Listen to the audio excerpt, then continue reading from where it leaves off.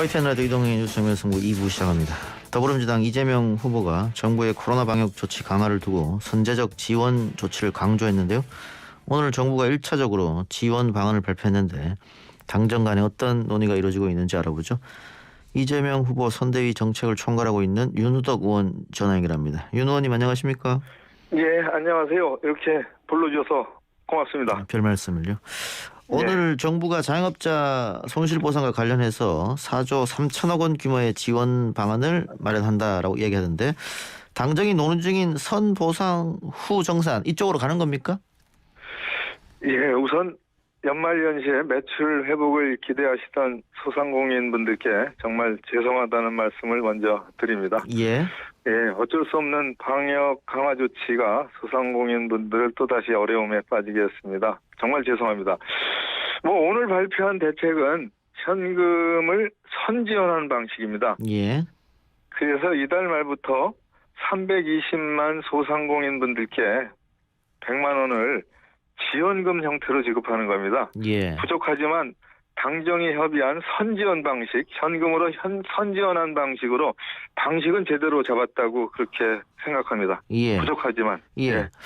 자, 그러면은 뭐 업장의 크기, 매출 크기와 관련 없이 지금 전 사업장에 100만 원씩 지급한다는 거지 않습니까? 일단 급하니까. 예, 그렇습니다. 예. 예. 근데 선지원 방식입니다. 예, 후 정산한다고 하셨는데 그러면은 매출이 떨어지지 않은 곳에서는 그 줬던 것을 다시 돌려받게 되는 겁니까? 나중에?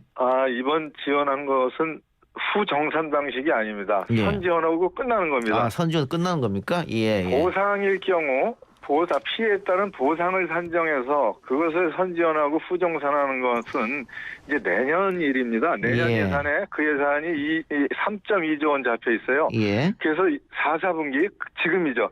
4분기의 영업손실 부분 등등을 내년에 이제 그 신청하고 또 정산해서 내년 2월서부터 그것은 지급을 합니다. 예. 최하한선이 50만 원서부터 시작되죠. 그것은. 예. 그것은 이제 2월 달에 지급이 됩니다. 그러니까 이것하고 그것하고는 별개다 이 말씀이네요. 별개입니다. 예. 이거는 긴급히 추가적으로 추가적으로 급하게 지원하는 것을 결정한 겁니다. 예. 자, 근데 후보가 현금 보상도 중요하지만 더 중요한 건 매출 지원이다. 그렇기 때문에 소비 쿠폰 지원 방식을 생각해 봐야 된다. 이런 얘기 하는데 이거는 하게 되면 또 다른 거 아니겠어요?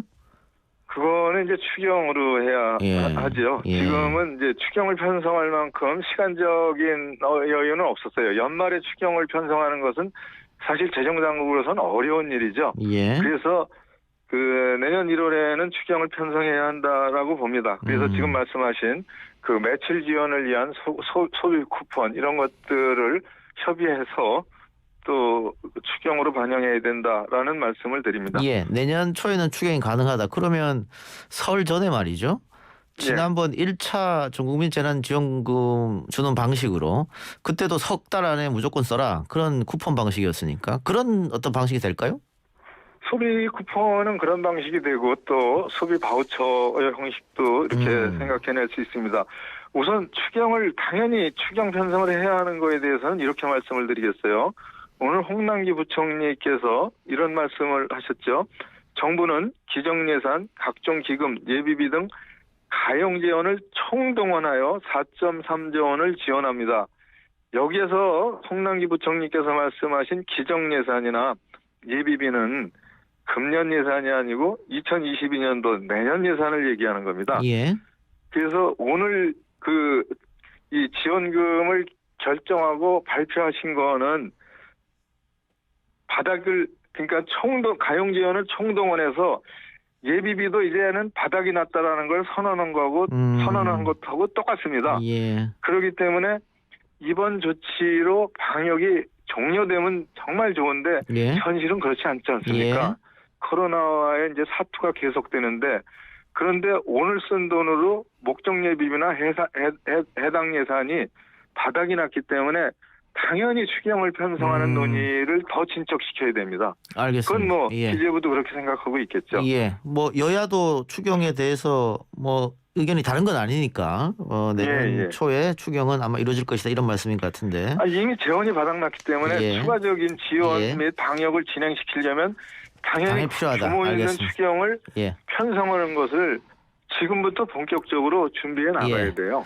자, 예. 그런데 자영업자들 입장에서는 뭐 이 100만 원 가지고 되겠느냐. 예, 물론 그렇습니다. 예. 그래서 다음 주 총 걸기 대회를 연다고 하는데 그 일각에서는 뭐 당 대표나 혹은 청와대에서도 이 자영업자들하고 좀 만남을 가져서 이들의 이야기를 직접적으로 들어보는 건 어떠냐 이런 안도 나오는 것 같던데요.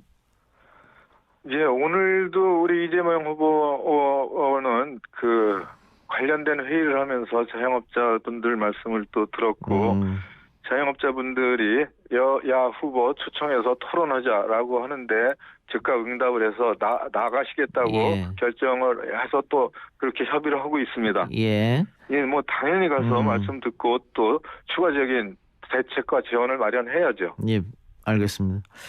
자, 그리고 또 다른 이야기인데요. 이 후보가 제안한 다주택자 양도세 1년 유예.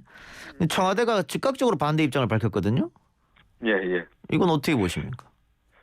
찬성이냐 반대냐의 문제는 저는 아니라고 봅니다. 예. 문제는 부동산 시장을 안정시키는데 도움이 되느냐 안 되느냐라는 시장 상황에 대한 판단의 문제라고 봐요. 예. 그게 먼저 전제돼야 되지 않습니까? 예. 근데 청와대 이호승 정책실장이 이 다주택자 양도세 중과 한시 유예 제도가 오히려 시장에 매물이 안 나오게 하고 잠기게 하고 수요를 부추기게 된다 이렇게 말씀을 하셨어요. 예. 그래서 시장이 좀 더 안정되고 뭐 하자 그 이후에 하자 이렇게 말씀하셨는데 제 생각은 전혀 다릅니다. 예. 첫째 금리가 오르고 있어요. 예. 한국은행이 2차례 금리를 인상했고 내년 1월에도 인상할 예정이라고 하지 않습니까? 예. 그리고 미 연준에서는 내년 3월부터 내년에만 3차례 금리를 인상하겠다고 그렇게 언론에 보도되고 있어요. 그리고 둘째 부동산 시장의 하락 조짐이 시작됐고 예. 가격이 꼭지점이라는 분위기가 이미 형성되고 있지 않습니까? 예.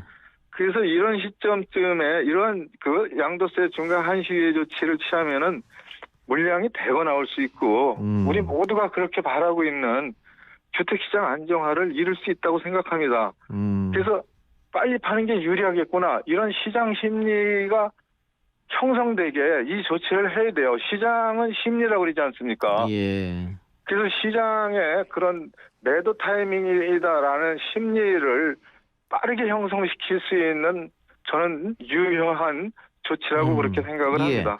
그러니까 뭐 후보나 의원님이나 같은 생각인 것 같은데 예, 예. 지금 그 부동산 시장의 거래 자체가 많이 줄어들었고 그리고 그 소비자들이 지금이 꼭지점이라는 느낌이 오기 때문에 매수에 나서지 않고 있고 그래서 일종의 공급 정책으로 양도세 중과 1년 유예하자 이런 말씀인데 그렇죠. 예. 꼭지점이다 그러면 이때 이거 매도 타이밍 아닙니까? 예. 그럼 팔죠. 팔아야 되는데 양도세 중과가 돼 있으니까 매물을 내놓기가 좀 어려운 거죠. 진퇴양난입니다. 다주택자들은. 예. 그러니까 지난번하고는 좀 상황이 다르다. 충분히 어떤 말씀인지 제가 이해가 가는데 다만 시장 상황. 다만 청와대에서 저렇게 완곡하게 안 된다고 하면 불가능한 거 아니겠어요? 신중하게 접근하자 그런 의견으로 저는 있습니다. 그래서 예. 당연히 신중해야 되죠. 신중하지만 집중적으로 논의해서 협의해 나가려고 합니다. 협의하고 있습니다. 당에서. 예. 이런 상황에서 윤석열 후보가 이재명 후보를 향해 일머리가 없다 이런 비판을 했는데 어떤 답변을 하시겠습니까? 그거는 행정을 안 해보셔서 그렇죠. 예. 그 당연히 되는 일을 하면은 그건 정책도 아니고 공약도 아니죠. 현실을 개선하려는 의지를 가지고 그 정책을 만들고 내고 그걸 실천해 나가야지 그게 진짜 정책이 아닌가 그런 말씀을 드립니다. 예. 최근 이재명 후보 지지율이 상당히 꾸준하게 오르고 있는 실정입니다. 아마 캠프와 당은 조금 고무되어 있는 것 같은데 그 문제점은 지역으로 나누면 서울에서 아직 윤석열보다 뒤지고 있다. 그럼 결국은 부동산 때문에 그런 거 아니냐. 대부분의 원인 분석을 그렇게 하던데 조만간 이재명 표 부동산 대책 발표가 있을 거라면서요? 예, 충분히 많이 논의했고 준비해 놓았습니다. 첫째, 부동산 정책 실패에 대한 사과부터 시작하겠습니다. 예. 둘째, 현 정부의 대규모 공급 정책을 차질 없이 이행하면서 추가적인 공급 대책을 마련했습니다. 셋째, 말씀 주신 서울권의 주택 공급에 대해서 현실적인 방안을 마련했어요. 재개발 재건축에 물꼬를 더 트겠습니다. 그래서 필요한 주택이 부족하지 않습니까? 서울에. 예. 서울 신규가 최대치였을 때가 1,050만 명쯤 됐었어요. 예. 30년 전입니다. 예. 현재 950만 명이에요. 한 150만 명이 줄었습니다. 예. 왜 줄었겠어요? 주택이 부족했으니까 줄었겠죠. 그게 정확하게 50만 호가 주택이 더 필요한 겁니다. 그래서 이 대책 내겠습니다.